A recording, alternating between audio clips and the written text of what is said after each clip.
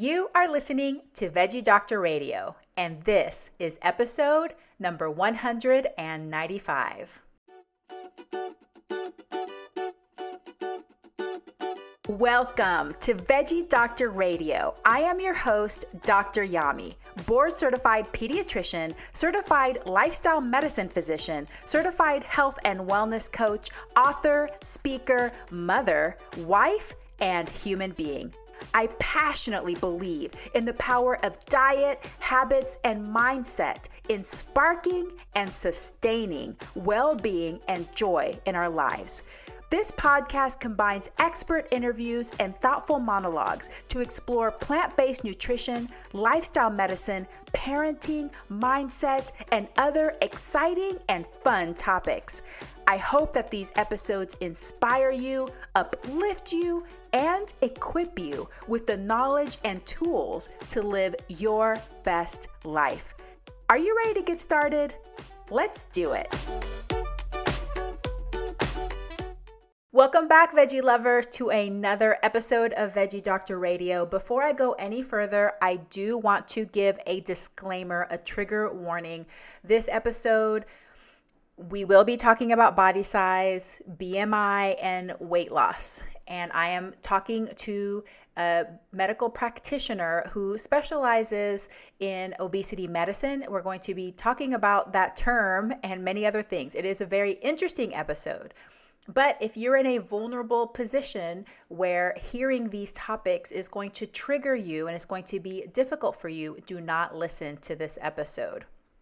I also want to remind you that the information on this podcast is for informational and educational purposes only. It is not meant to replace careful evaluation and treatment. So if you have concerns about you or your children's or family's health, nutrition, growth, consult a doctor. So today I am speaking with Dr. Richa Mittal, and she is the founder and medical director of Radiant Health Weight Loss and Wellness in Frisco, Texas.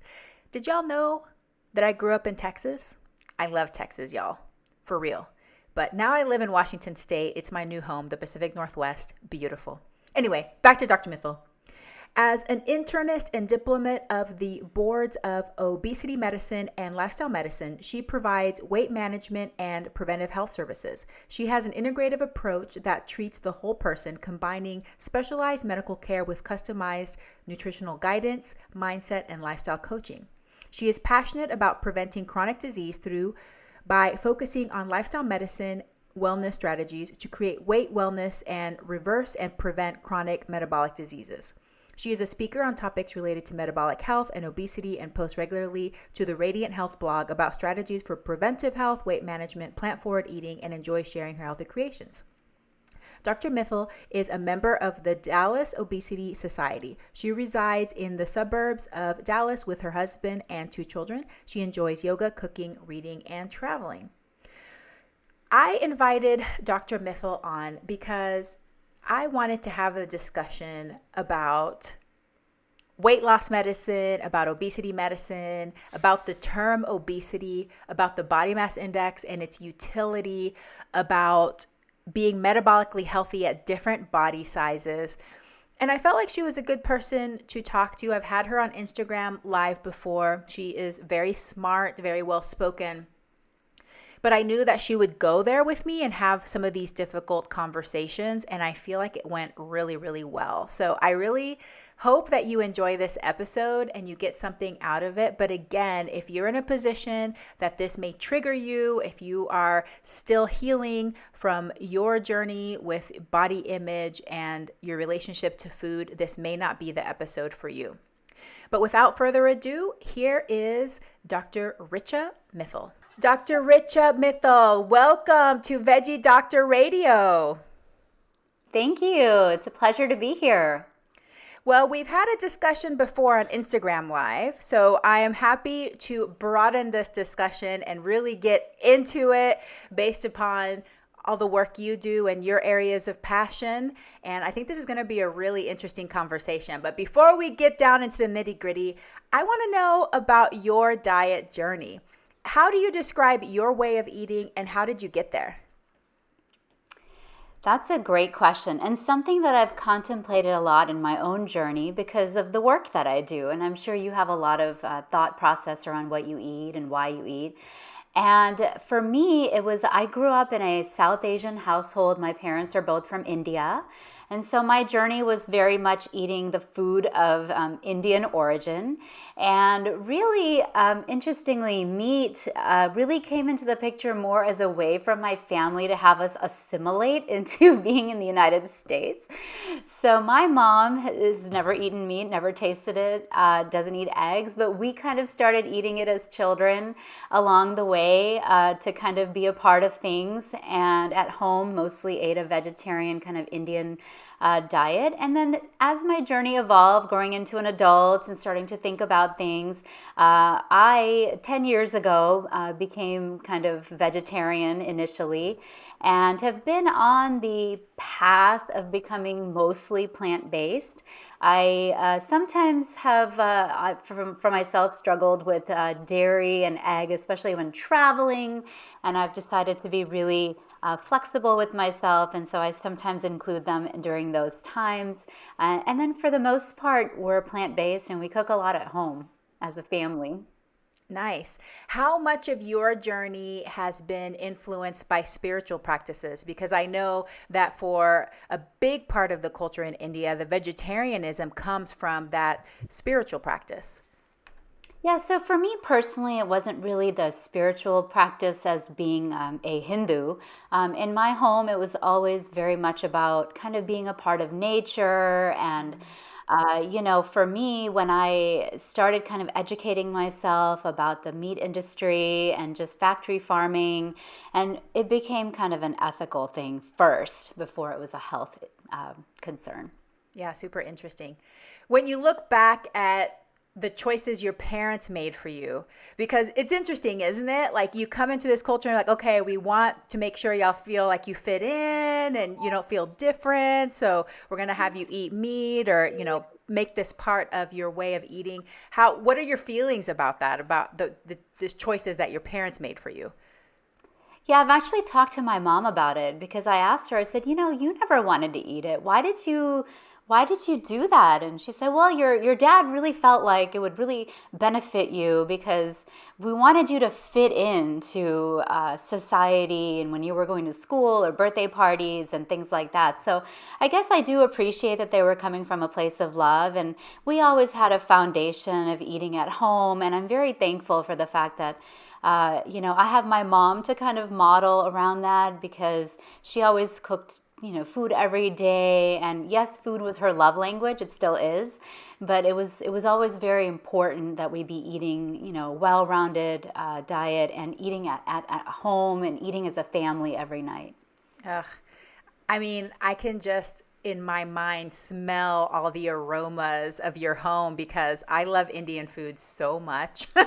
And I was lucky that my best friend, my roommate from college, she's from Kerala, and I was exposed to it early and the extremely spicy side of it very early. So it's so nice to have grown up with somebody that likes to cook and was able to expose you to all of that from a young age.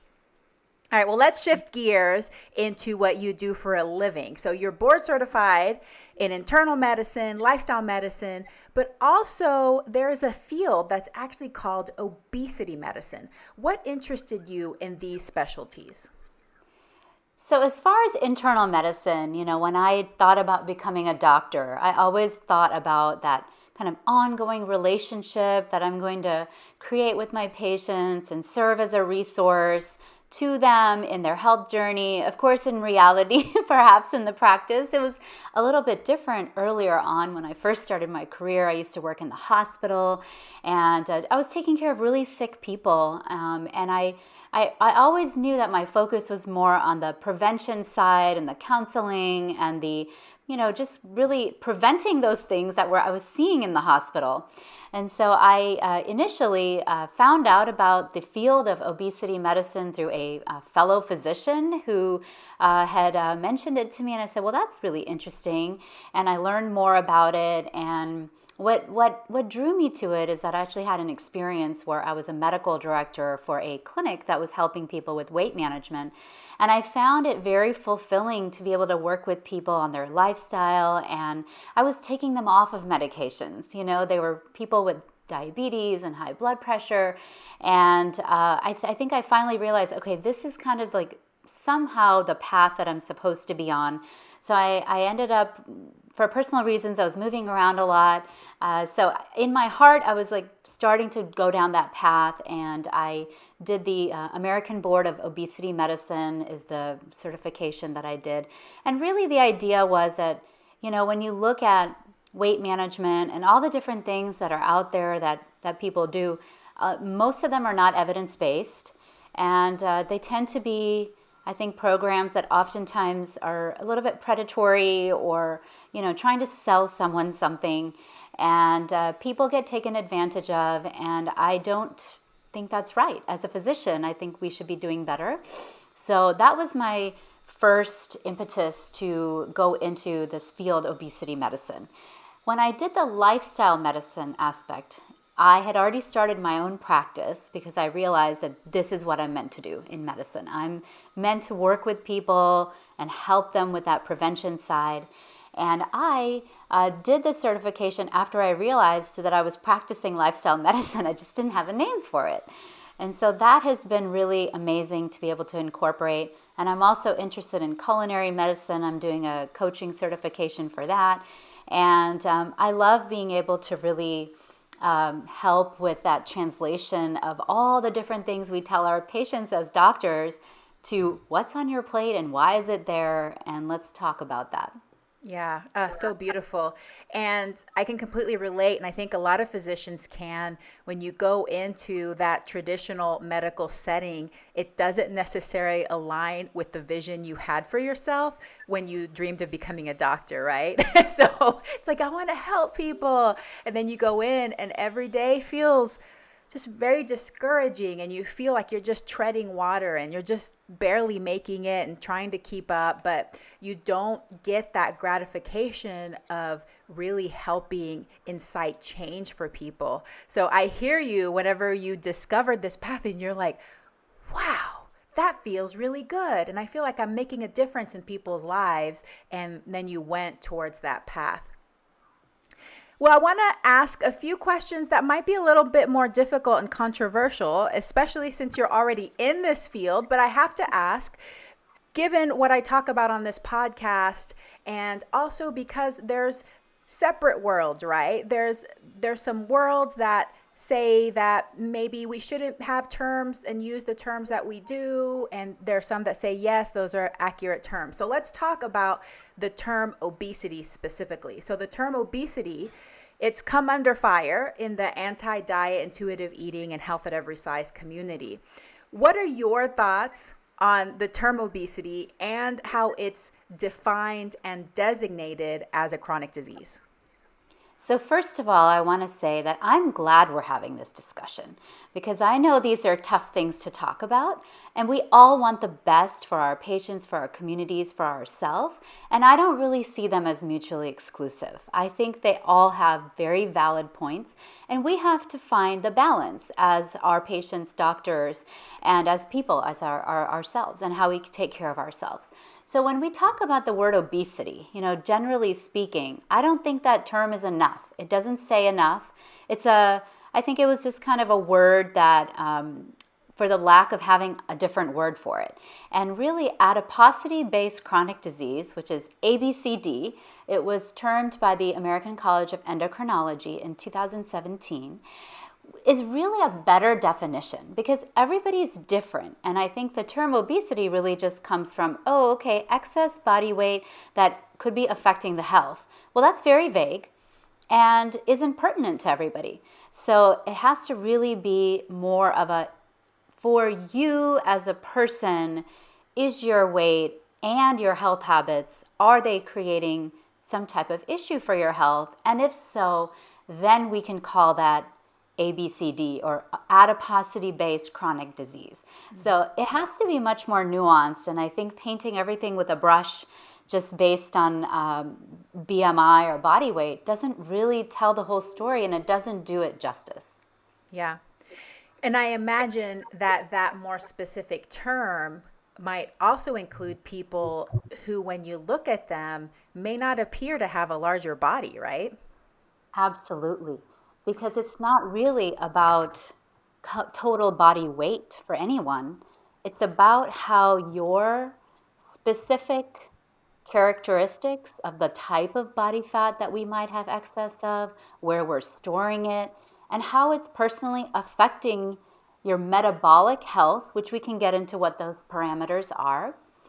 And then for particular conditions, we know that there is some data around when we carry, say, a larger body size, we might be at risk for things like obstructive sleep apnea, maybe increased pressure on the joints, so osteoarthritis, certain particular cancers like endometrial cancer, liver cancer, postmenopausal breast cancer. There is some potential weight component there that can play a role for people, but it's not the kind of end all be all measure of health, just weight or BMI.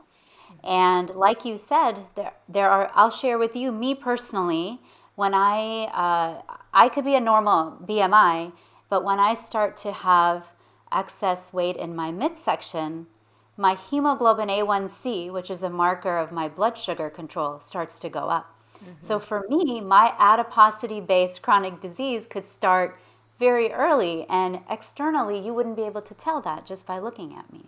Yeah, yeah, that's such an important point. Which brings me to the next question, a whole nother topic that we could probably have an entire podcast episode on, which is the BMI. Because I feel like this is everywhere and there's so many arguments for it, against it, whether it's actually helpful or not. So let's talk about first, what is the BMI and what is its utility in medicine? How are we using it currently? So body mass index is BMI, and it's basically your weight versus your height, meters squared. So essentially, it's not taking into account anything except for weight and height, and currently is used in medicine to delineate specific cutoffs related to weight. So BMI of 25 to 29.9 is considered overweight. 30, above 30 is obesity, below 25 is quote unquote normal. And it's used as a screening tool. So I know in a lot of physician offices, the electronic medical record gives a prompt and they got to say that they looked at it or addressed it. And, I think that probably along the way, it started off well-intentioned to try to start capturing this condition and maybe being able to have a discussion, but it's not a very great tool. Number one, because it doesn't take into account that personal risk assessment that I just mentioned. Number two, it doesn't take into account body composition. You could have someone who has a lot of muscle mass and they're showing up as obesity, and you're like, wait, that doesn't make any sense. Or, like I said, there's people who are in a normal BMI category that you're not even going to catch, who are actually having adiposity-based chronic disease conditions.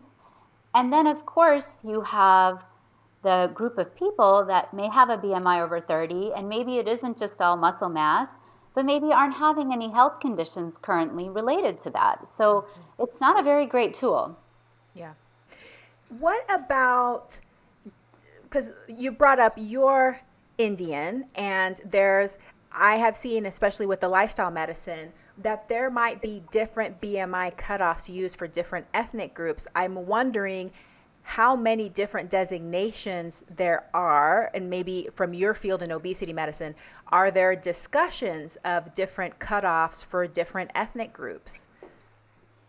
I don't know that there's enough discussions around it, because I think that most of the indicators on visits to the doctor, they don't break it down by ethnic group, but there are differences, and mainly based on abdominal weight circumference actually.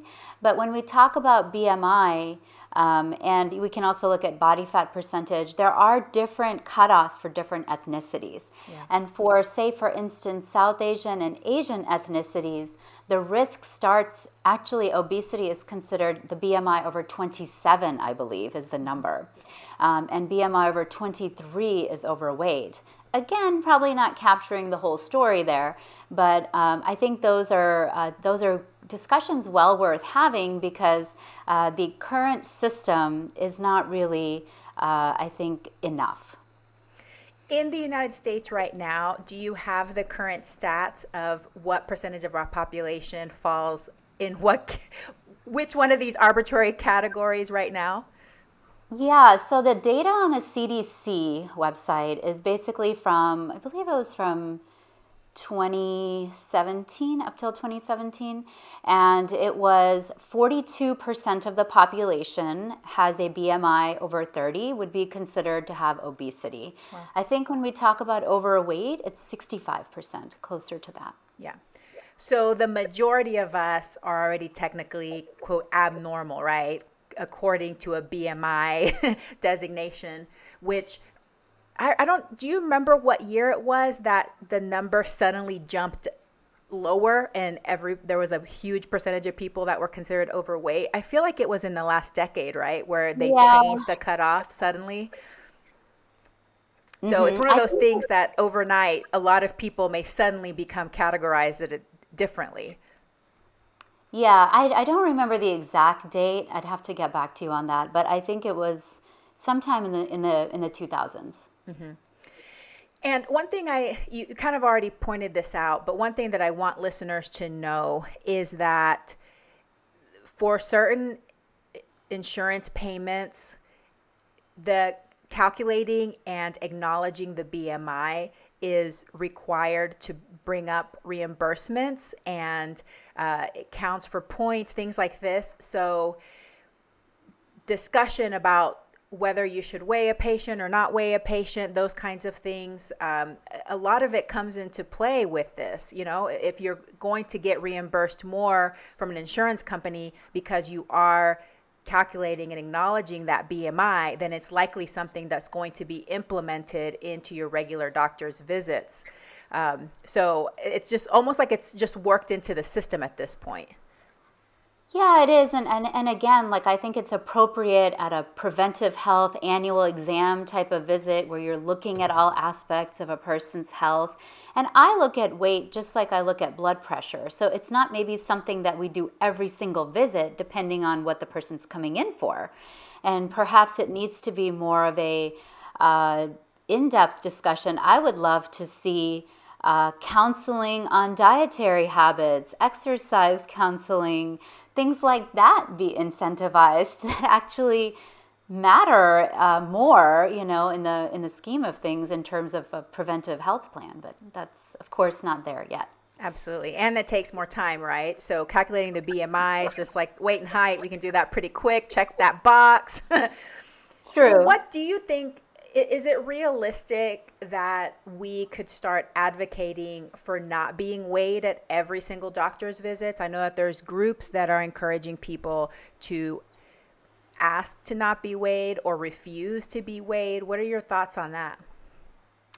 Yeah, I think it's a complicated question, because when I look at, say, I'm looking at it, say, from an objective standpoint, where I'm not going to judge someone based on it, but I want to know what is their blood pressure, I want to know what is their weight, because it can lead me to maybe, actually, I'm going to add on waist circumference. That's something that I care about as a metabolic, health doctor. But is it relevant to every single visit? Probably not. And so I think it's well worth having the discussion around having that thoughtful process of, is it something that maybe we do periodically rather than every single visit? Is it something that is okay to refuse? Absolutely. You always should have the say in terms of what is done to you and your body when you go to see the doctor. Yeah. I mean, it's such an interesting discussion because I could totally see this in both ways. And the reason is because one of the reasons that people don't want to be weighed is just like you said, it comes from the judgment part of it, right? And so if we're saying a certain weight is bad or you shouldn't be a certain weight, then being weighed can be a very stressful and scary and demeaning experience. But if we start to accept more size differences in people and see that there is a range in sizes in people and look at it more from, like you said, more of a well-being holistic approach, then suddenly it does just become another piece of data. Like, I don't think people are going to start crying or get depressed when they get their blood pressure taken. I mean, it might be like a number like you don't want to see, but it's way different than getting on the scale. I think the scale is just this really scary place where people don't want to be. But most people aren't just like saying, don't ever take my blood pressure, or please no, never take my blood sugar. It's so interesting, isn't it? Absolutely. And it's because we have been judged. People are judged on their appearance all the time. We as men and women get told all the time, whether they're blatantly or subliminally, what we should look like and what does health Yes. always look like. And we just said you can't look at someone and make a judgment about their health anyways. But I will say that part of this and part of the problem is the medical system. Healthcare providers don't know enough. They're not educated enough, and they have biases that come to the table. And lots of people have had negative experiences. And say they did take their weight and their BMI. What did they do with that information? Did they just simply say, oh, well, here we are again, your BMI is still 40, you probably should think about losing some weight. Here's this random handout, and then they're on their way. They felt judged. Maybe it had nothing to do with what they went in with, or maybe conditions were assumed to be related to weight when maybe there was something else going on. And did they ask for permission to talk about it? Was it in the right setting? I mean, that's kind of a very personal conversation, should be happening with your annual visit, maybe not when you go in with something else.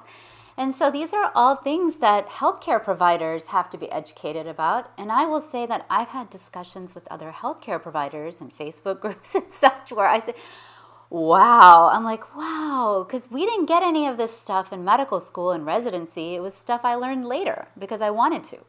Yes. Oh, that's such a great point and such a good discussion that medical bias, weight stigma is real in the medical field. And I think, too, it's because as doctors, we do have this expert role. It's like, I know what you should do, and you should just do it. And if you haven't changed, it's because you haven't done it, or, like you're not taking responsibility. And so I think there's that level of frustration there on the doctor's part. But it's so much more complex than that, isn't it? It is. And I know, when we talk about, I've been educating myself a lot about the health at every size and kind of what that is all about. And from what I understand so far, I'm not an expert in it, but from what I understand, it's really about, again, respecting diversity in body size, gender, gender differences, and then really understanding that there are social determinants that oftentimes set us up for whatever whatever environment we're living our lives in. But I don't think that and personal responsibility are necessarily mutually exclusive. I think we have to be addressing all sides of it. And I do understand where that's coming from. And, as a physician who takes care of people who come in because sometimes what the impetus of them calling was, I think I need to lose some weight. I need your help. And I have to peel the onion layers back and go, okay, how are we going to do this in a way that, number one, I am very cognizant of the fact that people have been on a journey before they've seen me. And understanding that we have to, first of all, I do respect, and I want everyone to respect all different people because everyone deserves respect, period, regardless. Number two, body image. Number three, looking at whether there has been an unhealthy relationship with food, whether it's related to trauma in the past, binge eating, anxiety or depression underlying, or because of disordered eating related to these constant kind of restrictive food diets and things like that. I say this all the time. I'm not in the business of creating eating disorders and disordered eating. That is not what I want for my patients. And it's very important as healthcare providers, and especially as a physician that does what I do, to be very cognizant of that, screen for it, and respect that, that is something that people deal with. And we can come from a more positive place of what we can add to our lives, and really that lifestyle medicine side, in addition to helping people with realistic goal setting, because I think a lot of times we do have unrealistic expectations of ourselves based on media or narratives that we've heard, or that BMI saying, but I need to be a normal BMI. I'm like, actually you don't. Like, let's look at your body composition. Let's look at your labs. Do you have issues with high cholesterol? Are you at risk for prediabetes or diabetes? Are you having problems with fatty liver? Are you having high blood pressure? And let's talk about your weight in terms of how it relates to your health. And if there aren't issues with that, then maybe we don't need to be as aggressive as you think you need to be. Yeah, you have There so was a much lot there, I compassion. know. Yeah, and I love how, because working in this field, there's so much vulnerability. And like you're right, people are coming in with decades and decades of different attempts, trauma, shaming. It's so heavy. The burden is so heavy. So trying to help people reach what they desire, which I think is an important part. So I don't think we should go around telling people they should lose weight or look different. But I think it's completely acceptable if someone has that desire to reach a state of well-being and health that they want, and part of it might include a change in their body size, then you're one of those people that can help with compassion and with empathy. Let's step back a little bit and flesh this out a little bit more about the BMI and body size. Talk a little bit more about how it's possible for people that, even though they may have a larger body or a higher BMI, that they can still be metabolically healthy. You pointed out a few of those things, but maybe specifically talk about what are the things that you look at, what are the things that people should think about when they're trying to assess if they're in a range that aligns with their goals for life. Yeah, so in the field of weight management and obesity research, there's growing kind of exploration of the fact that all excess body weight is not the same. And so looking at people in terms of, okay, so that's why I use that term ABCD, right? So of course you're going to have the people who are metabolically unhealthy with a normal BMI. So those are those people that wouldn't be caught, but they have issues. Then we have our metabolically healthy lean body.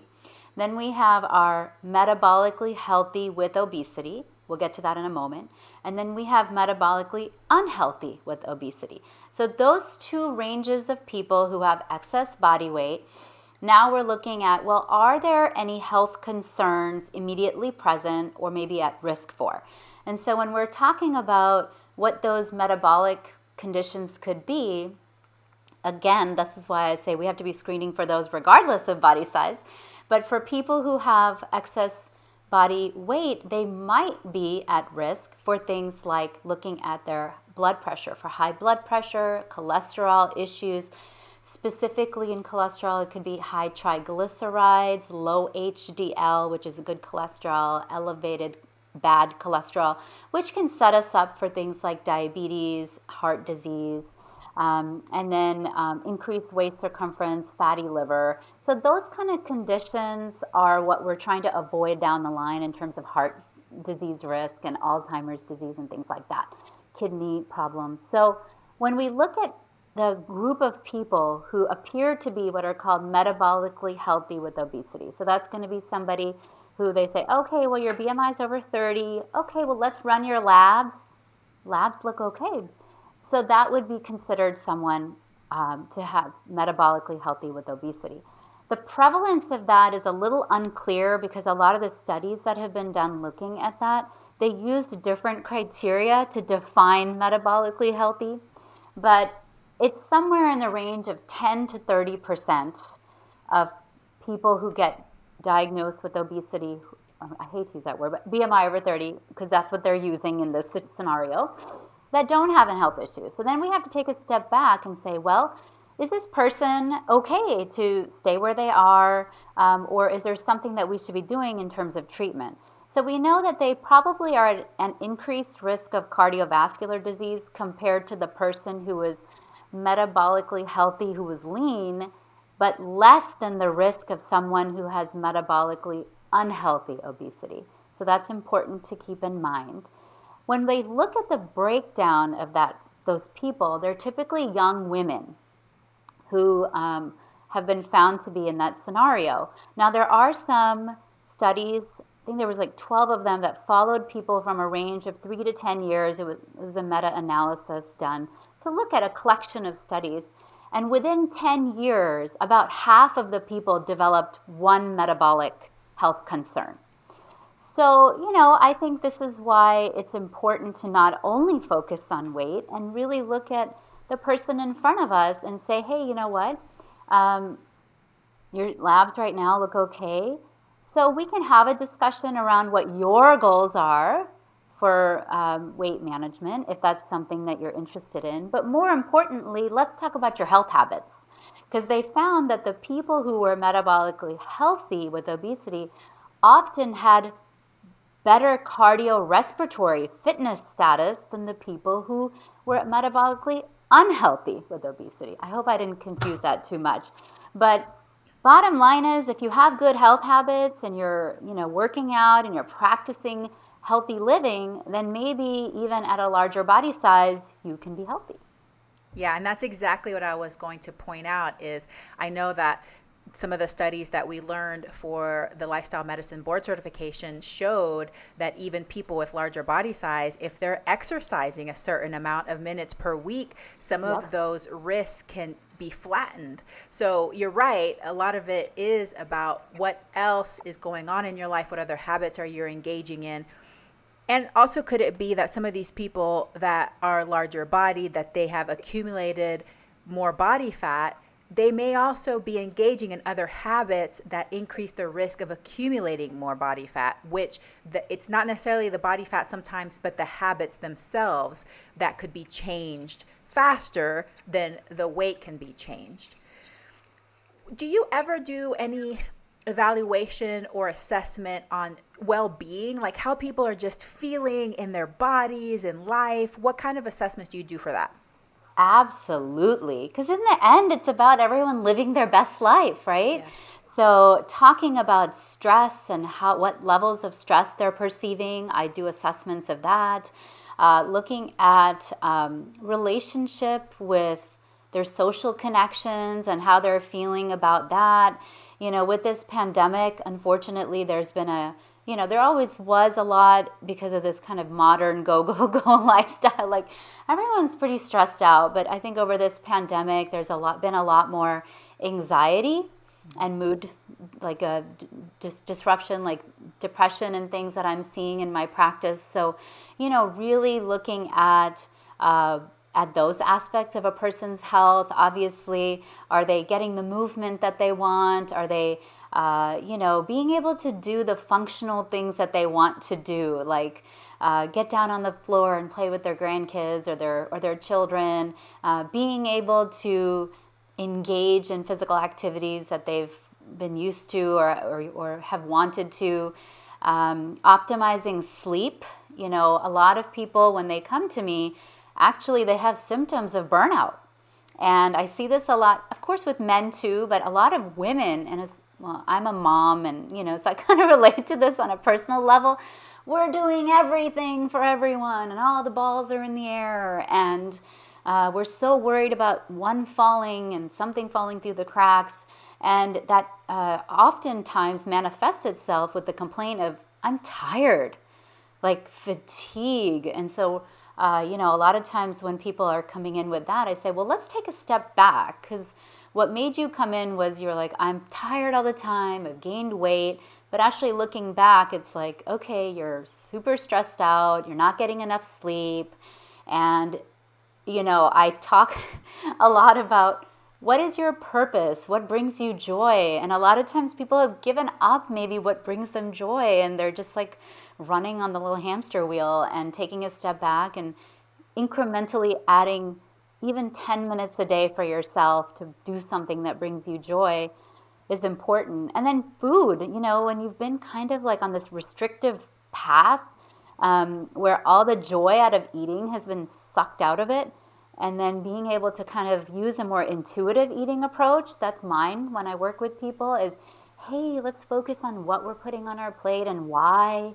And are we adding a variety of fruits and vegetables? And I use an app now that people take photos of their food, and I kind of got away from the calories and maybe more about, did I eat because I was hungry, because I was bored, because I was stressed? How did my food make me feel? Letting go of guilt around not being perfect. This is the type of stuff that I ask and work on with people because I think it's so important. I love that so much. So many great thoughts. And it's true because a lot of people, I think many of us have learned how to use food to cope. I mean, it's my favorite coping tool. Like that's what I did since I was a little kid. So I became an Yeah. expert at using food. And then we go through this global pandemic where people are feeling out of control and they're feeling very anxious. Anxiety definitely in my practice is through the roof too, and I work just with children, so it's even started in the little ones very Yeah. aggressively. But and then the knowing that the research shows that in the United States compared to other countries, we have one of the highest levels of food restraint, yet we derive the least amount of pleasure from eating. So it's like That's we're like sad. trying to control everything we eat, but yet we're not actually feeling that pleasure and that satisfaction, which then reinforces that kind of restrict binge cycle. So we never have this comfortable, easy, confident relationship with food. So that brings me to my next question, which is what are the different methods you use? Obviously, tons of lifestyle medicine, which I love because it is my favorite field of medicine. But what other things do you use in your field to assist people in their goal of decreasing their fat mass or their body size? Yeah, so number one is a more thorough assessment than just a BMI.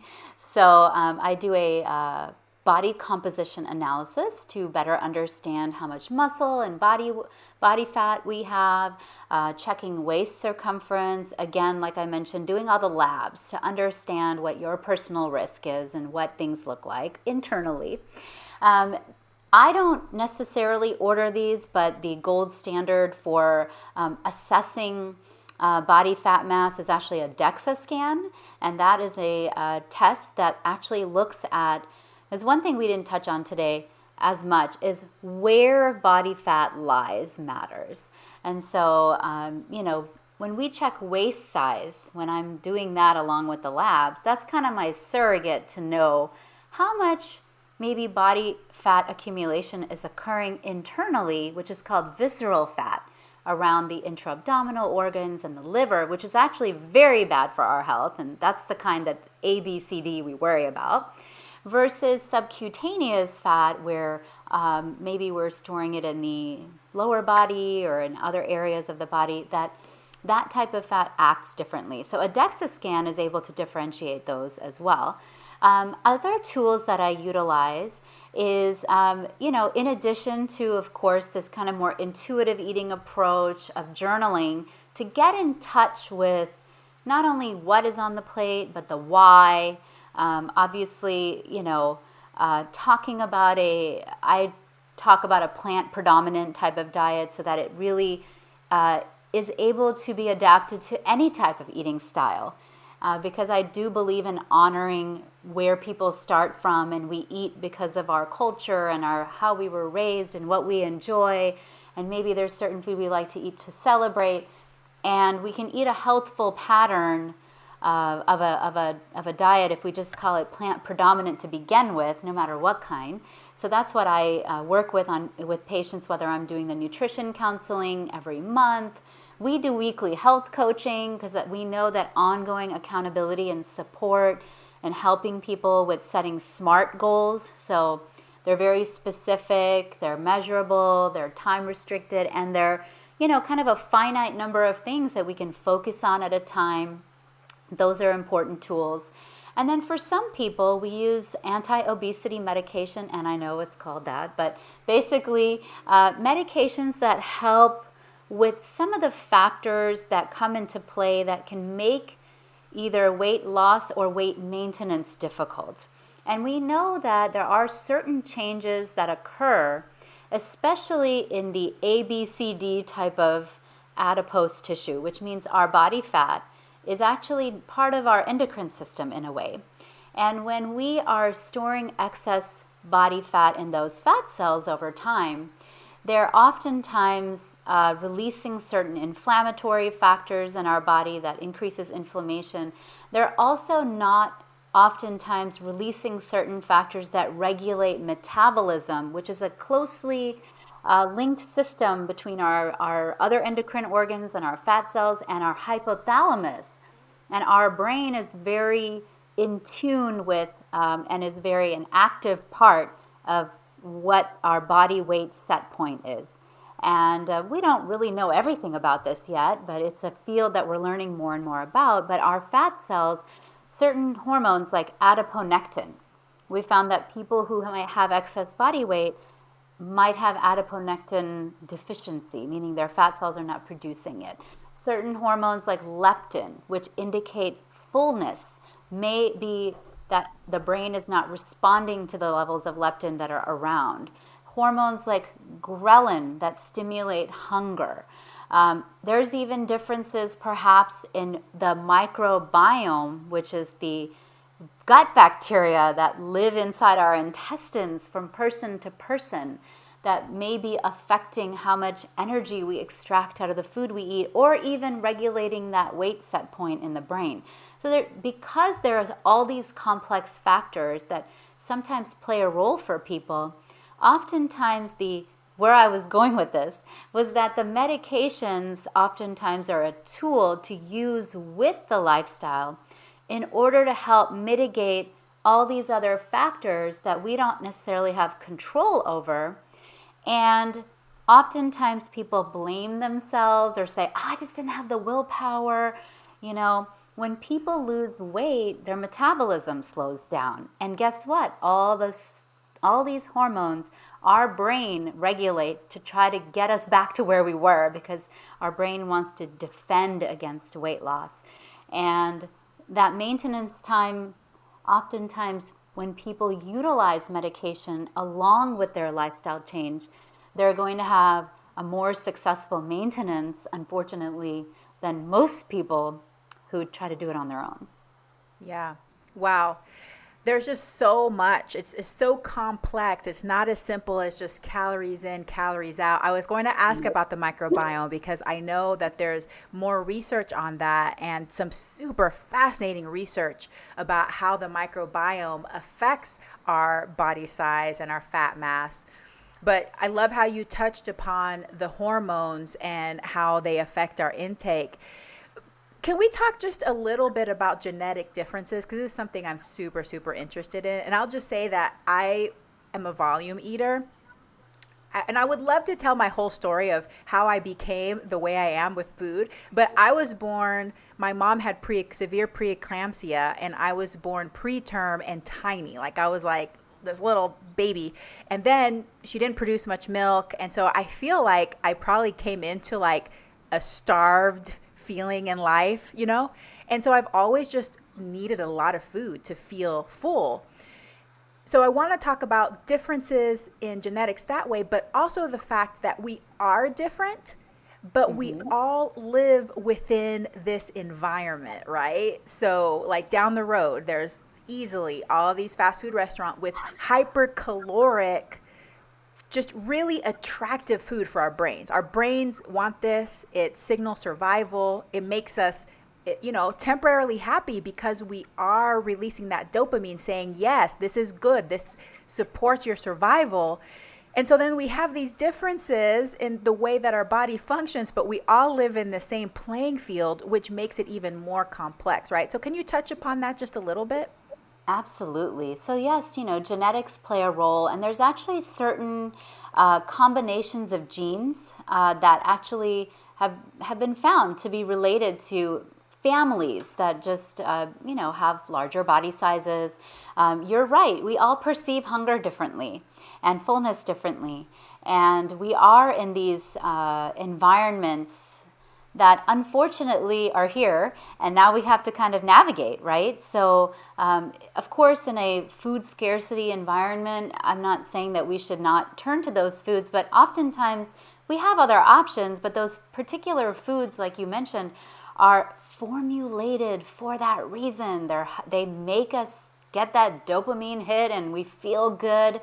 And I think I don't want to use the word addicted, but we enjoy that feeling. And if we are coping with food, or if we're going down the path of convenience and maybe incorporating those ultra highly processed foods constantly, sometimes it's hard to break that cycle because our brain keeps wanting it, and those cravings can be very strong. And then that's where you kind of go, well, are there certain maybe people that are genetically predisposed to feel that more? Possibly. Are there people who are more susceptible because they're having anxiety or depression, or maybe they have other mechanisms in their brain that, oftentimes we'll see people with ADHD and OCD and binge eating. I mean, there's a little bit of a compulsion, like there's other pathways involved. And so it's very complex, but we're in this environment, and I think where we can try to make a change is to recognize that and to say, hey, when I eat these foods, this is the cycle it takes me down. Maybe I just try to cut down on how often I'm going to do that, but more importantly, what else am I going to fill up my plate with? And we talked earlier about getting joy from food. So, when we're getting the dopamine hit from whatever, the chicken nuggets, but maybe when we're trying to eat well, we're eating something that is super boring and doesn't give us joy. Maybe that's the problem. Like, let's enjoy food again, and let's nourish our bodies and think about how we can enjoy those flavors. And when we're eating a variety of foods and we're adding spices, and we're kind of enjoying that process again, maybe that can help too. But it is tough, and one of the environments that we put our bodies in too is inactivity. So not only are we eating ultra processed foods, we're stressed, we're on the go. We might give ourselves 5 minutes to scarf something down. How could we enjoy anything in that moment? So being present to actually enjoy the meal, no matter what the meal was, is a way to get more satisfaction out of what we're eating. And then that inactivity factor, of course, sitting at a computer, it's tiring. Our bodies feel tired. We're not moving, which increases our risk of dying, let alone everything else. And I think we just have to get more mindful. Like, in my environment, how can I optimize things? And obviously, as a society, we can also optimize a whole lot of things. But I know that that's slower to change, and maybe it's out of my control immediately. But there's things that we can recognize and try to make small changes in those areas. Oh, beautiful. I love it. Definitely. How can we optimize? How can we set ourselves up for success, not just with our eating, but other lifestyle habits that support our well-being? I had a horrible week of sleep last week, and whenever that happens, I know to expect that the next day when I don't sleep well, things are going to seem really attractive. So you're driving down the road and you see a fast food restaurant, or you see your favorite cake or whatever. It seems way more attractive, and you feel like you have that lower threshold to make that decision when you're sleep deprived. So for people that are having a hard time with food and they just feel like they're giving into their cravings over and over and over again, and they're not liking how it feels, or tuning in, they're being intuitive about it, they're not liking how it feels, but they just feel like they can't stop. Look at these lifestyle habits too. Make sure you're sleeping. Make sure that you're getting your physical activity, because they all support one another. It's so important. Just like you're talking about those hormones, they're affected by all these other things too. They're affected by sleep. They're affected by exercise. It's not just this black and white thing, That's Absolutely. so nice. So for people who don't sleep enough, or there's even studies on people who have to work the night shift and sleep during the day, that disruption in circadian rhythms actually affects our hunger and satiety hormones. And you experienced that the other day when you were sleep deprived. Absolutely. Yep.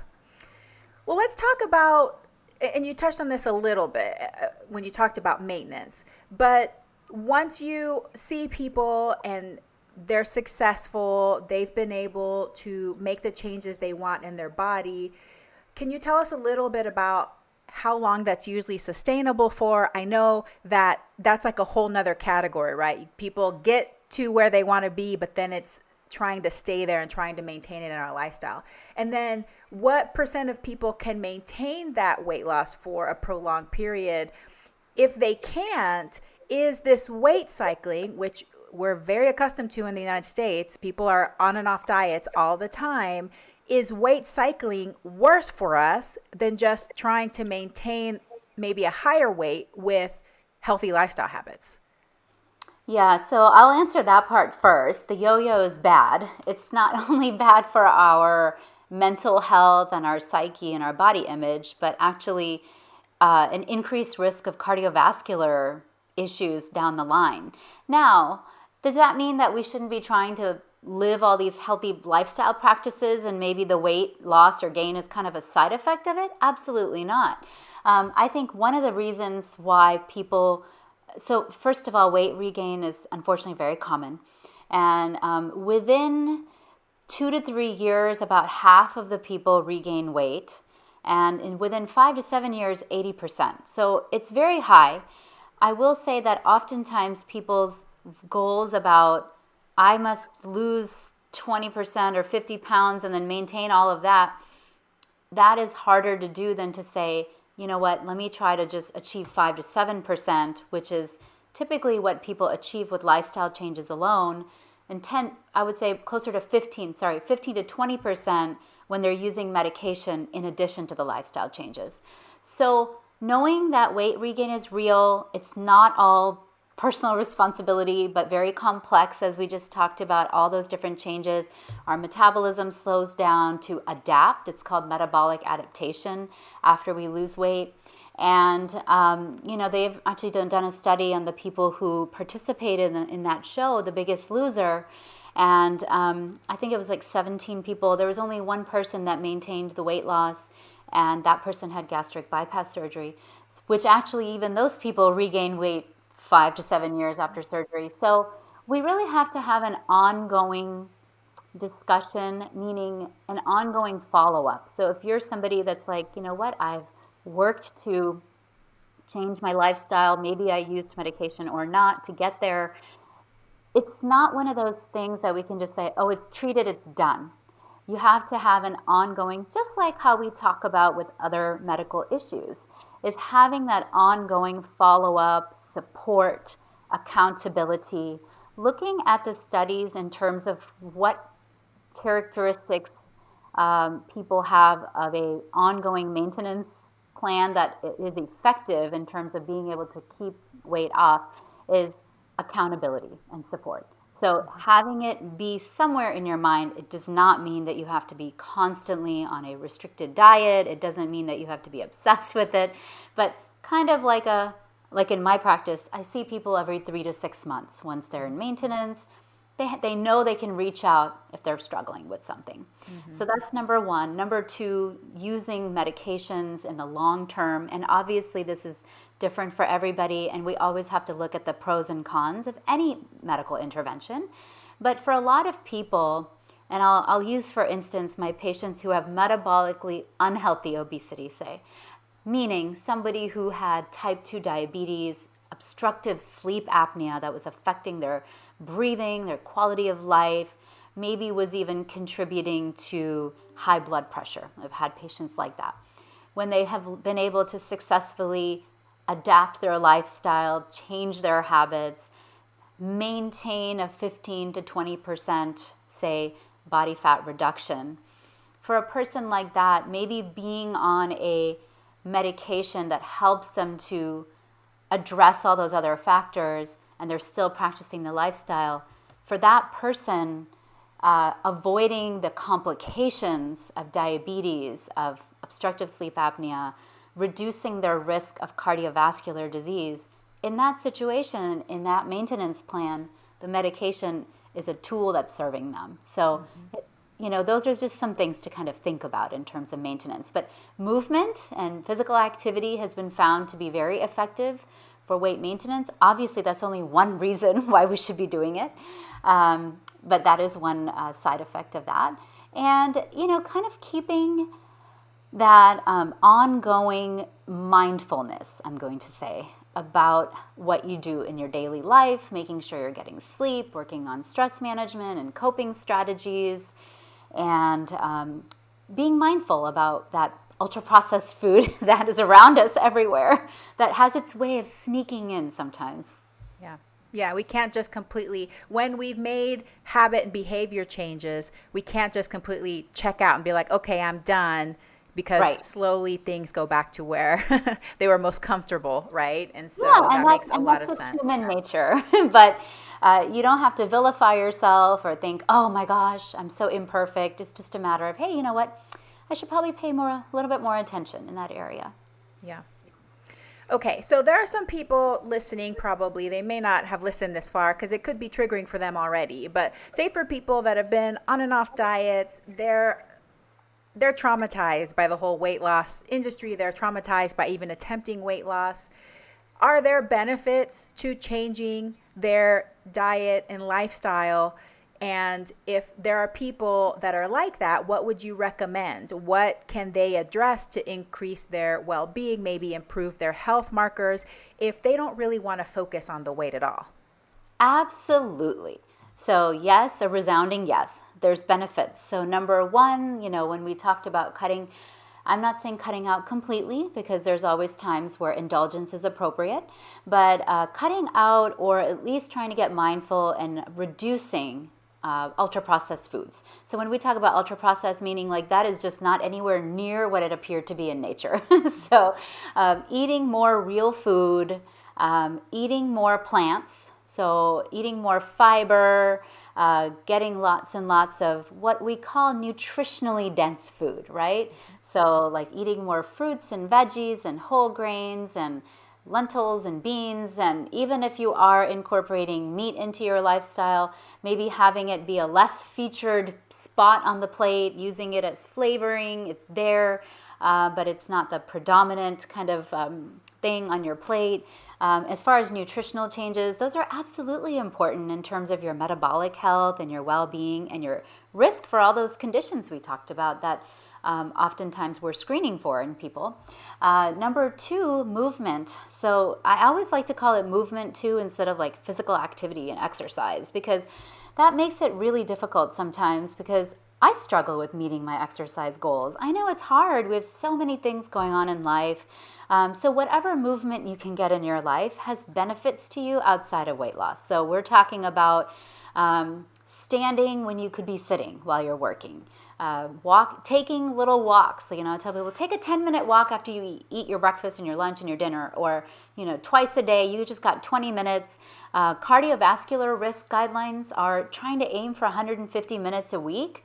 Well, if you took 2 10-minute walks 5 days a week, you've already hit 140 minutes. So incremental movement. I will say that in terms of risk and well-being, working on building muscle is nice, because that helps with our insulin sensitivity. So, I'm always thinking about diabetes risk. It helps raise our metabolism.